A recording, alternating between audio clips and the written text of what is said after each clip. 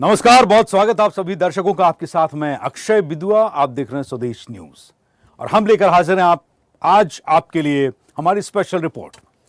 भारत ने आतंक के खिलाफ बड़ा कदम उठाया है। पाकिस्तान की जमीन पर घुसकर आतंकी ठिकानों को नेस्तनाबूद कर दिया। इसके साथ ही सिंधु जल संधि को भी खत्म कर दिया है। पाकिस्तान के सामने पानी सबसे बड़ी चुनौती खड़ी कर दी है भारत ने। लेकिन अब इस पूरे घटनाक्रम में एक नया ट्विस्ट सामने आ रहा है, एक नया मोड़। ड्रैगन यानी कि चीन अब चुपचाप एक नई साजिश रच रहा है। क्या चीन पाकिस्तान के साथ मिलकर भारत के खिलाफ कोई जल युद्ध की तैयारी कर रहा है? क्या अब भारत को पूर्वोत्तर में भी पानी के हमले के लिए तैयार रहना होगा? और क्या ब्रह्मपुत्र और सतलुज जैसी नदियां अगला रण क्षेत्र बनने जा रही हैं? आज चर्चा इसी मुद्दे पर शुरू करेंगे, लेकिन उसके पहले आप पूरी खबर को समझने के लिए स्वदेश न्यूज की यह स्पेशल रिपोर्ट देखिए।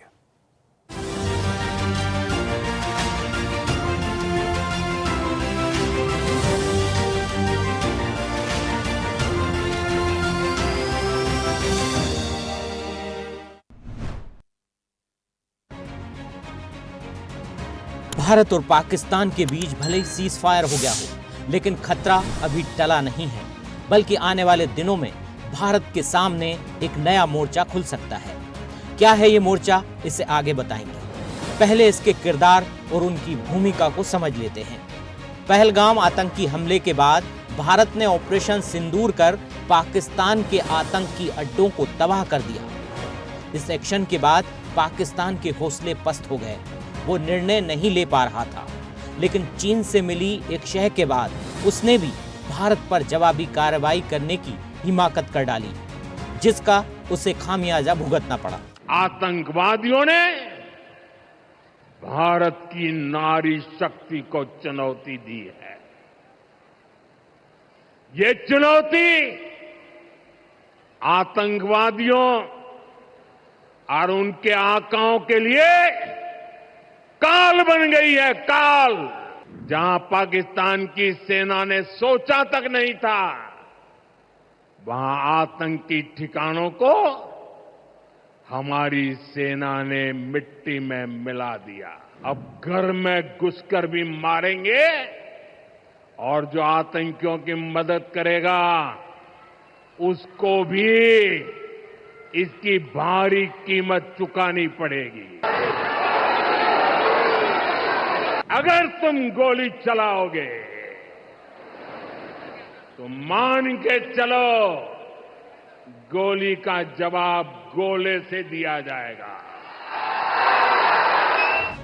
भारत के कड़े प्रहार से पाकिस्तान घुटनों पर आ गया और सीज फायर पर मजबूर हुआ। लेकिन इस दौरान दुनिया के सामने चीन की चालाकी भी एक्सपोज हो गई। भारत पाक तनाव के बीच चीन ने खामोशी से पाकिस्तान को न सिर्फ उकसाया, बल्कि हथियार और गोला बारूद भी सप्लाई किए। ड्रैगन की चालाकी किसी से छिपी नहीं है, लेकिन अब चीन नई चाल चलने की फिराक में है। वो ऐसे कि पहलगाम में 26 हिंदुओं के कत्लेआम के बाद भारत ने पाकिस्तान पर एक्शन लेते हुए सिंधु जल संधि को रद्द कर दिया था। यानी भारत ने पाकिस्तान जाने वाली नदियों का पानी रोक दिया। इसे लेकर पाकिस्तान आए दिन भारत को गीदड़ भभकी भी दे रहा है।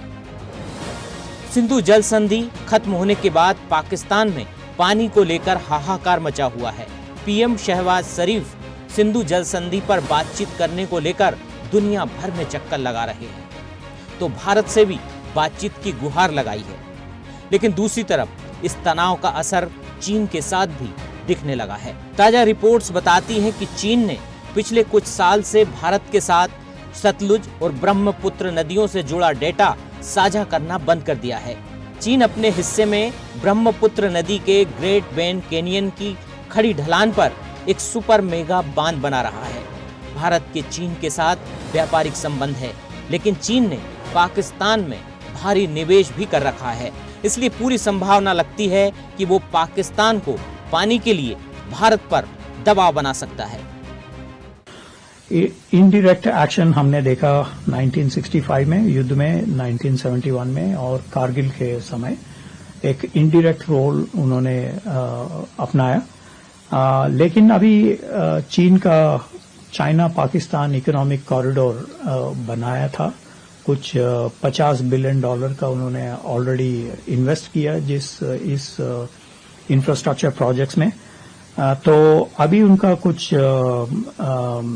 35,000 लगभग वर्कर्स हैं जहां पे सीपेक प्रोजेक्ट्स पे काम कर रहे हैं। चीन के कब्जे वाले तिब्बत से ब्रह्मपुत्र और सतलुज नदियां बहकर भारत आती हैं। ब्रह्मपुत्र हमारे पूर्वोत्तर राज्यों की जीवन रेखा मानी जाती है।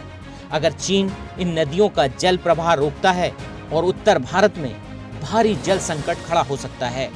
इसके साथ ही मानसून के दौरान बाढ़ की चेतावनी दिए बिना इन नदियों का पानी छोड़ा जाता है तो भी ये भारत में तबाही का सबब होगा। हालांकि इस मामले में चीन चुप्पी साधे हुए है, लेकिन ये चुप्पी सामान्य नहीं मानी जा सकती, खासकर जब चीन का पाकिस्तान से इतना गहरा रिश्ता हो। सवाल ये भी है कि अब पाकिस्तान और चीन मिलकर पानी को हथियार बना सकते हैं। अब भारत के सामने सवाल ये है कि क्या पाकिस्तान और चीन मिलकर पानी को हथियार बना सकते हैं? यदि ये आशंका सही है तो भारत सरकार को भी जल्द ही सैन्य और कूटनीतिक मोर्चों के साथ ही चीन से बहकर आने वाली सभी नदियों की सहायक नदियों पर छोटे बांध बनाकर पानी भंडारण की तैयारी शुरू कर देनी चाहिए। विजय नंदन, स्वदेश न्यूज।